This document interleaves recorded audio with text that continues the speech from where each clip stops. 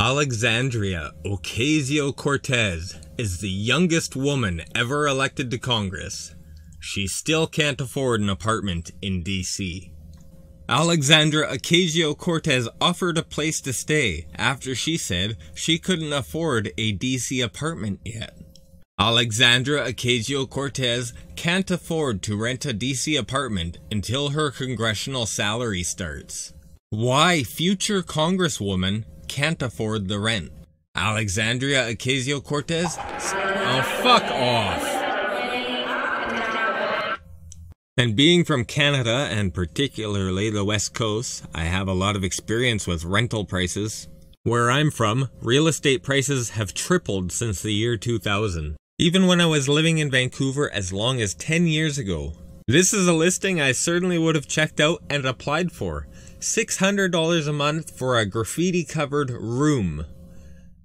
Unfortunately, females only.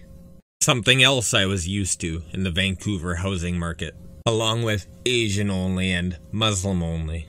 Other examples that show the current state of the Vancouver rental market show small one-bedroom apartments renting for as high as $37.50.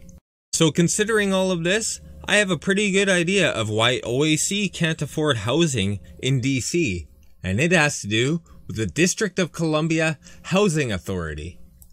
One of the district's largest landlords, the District of Columbia Housing Authority provides subsidized housing to approximately 50,000 residents, nearly 1/10 of the district's population. Is anybody home? Yo, is anybody home? Anybody home? Let's talk housing. Affordable housing to be exact. Did you know D.C. Housing Authority is the city's largest affordable housing provider? The authority also supplies more than 13,000 housing vouchers to district residents, including some 800 Veteran Affairs supportive housing vouchers, more than 2,000 local rent subsidy program vouchers, and thousands from the Federal Housing Choice Voucher Program, formerly known as Section 8. More than 99% of DCHA's funding comes from the federal government. So if you want to know why rental prices are so high, it's not just because you're competing with the federal government, but that you're competing with the federal debt.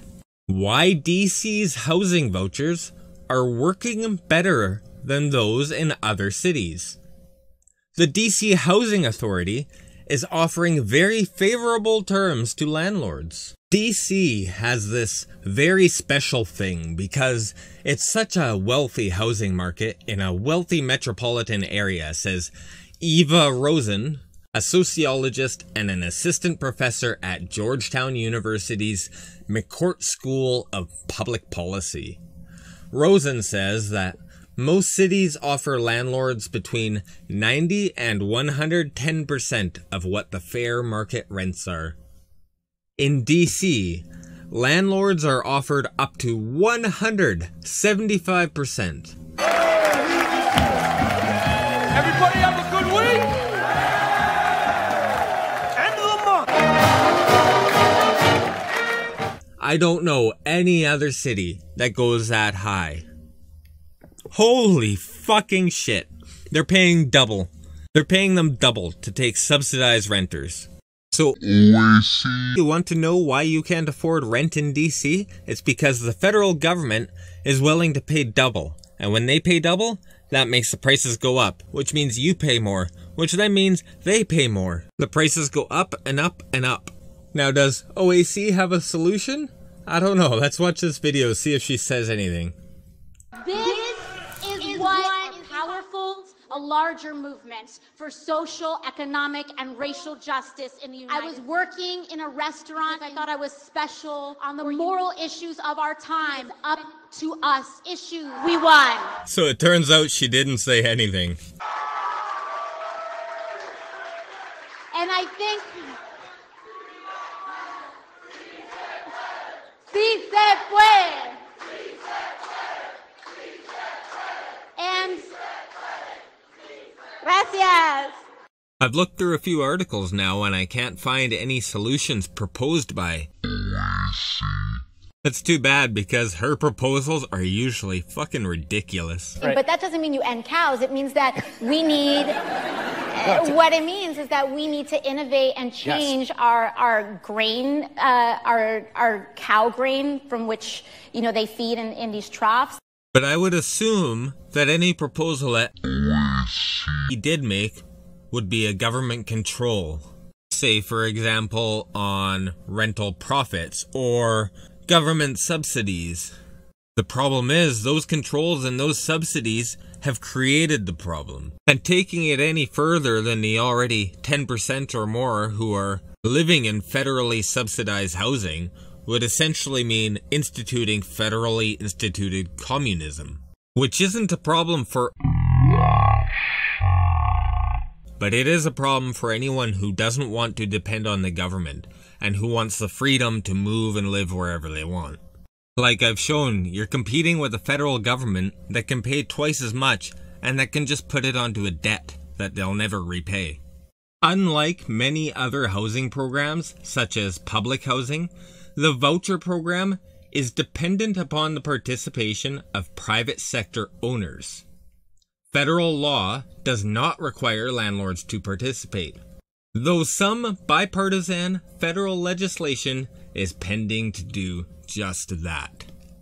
By just that, they mean introducing the entire U.S. rental market to federal subsidies. As usual, the nation's capital plans on imposing its expensive and damaging policies onto the rest of the country. Hi, I'm Tyrone Garrett, the Executive Director of the District of Columbia Housing Authority. Now, let's change the game.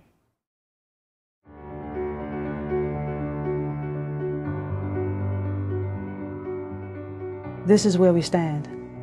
The position to not only meet needs, but to commit to its service demands. And this is what years of trying has brought us to understand. That there is no try, that you must do. That there is no believing when you know. That situations change and that we all must grow. That it takes all of us and that there is no us without all of you. We are developing staff, making use of all the tools needed to properly reach our clients, our families, our vendors, our youth. You are not bars, numbers, or colors on a graph. We service people, deserving of platforms, ones that help to raise your children and trust enough to teach them and yourselves to live, learn, love, and laugh. We deserve to be happy. And it is simple math. Our core values plus our clients equals integrity fixing systems that may have once been merely taped together. It equals standing for you when storms become difficult to weather. It equals responsibility, delivering to all customers within the authority and throughout the city. Paying invoices on time, showing others what it looks like to be on time. It equals credibility. We simply do what we say we're going to do. It's not an easy road at times when you must depend on another to replace, replenish, and repair. And we all desire to have our own. Our basic needs can be more than just shelter, food, and clothing.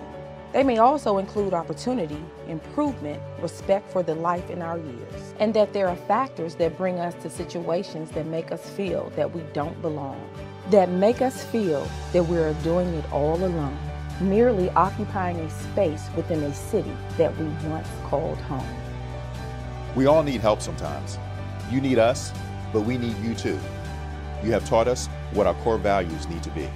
Our ability to respond is just as important as responsibility. We show up so that you may stay up. That's what it all equates to. The customer experience is what this is all about. Changing the way we serve you.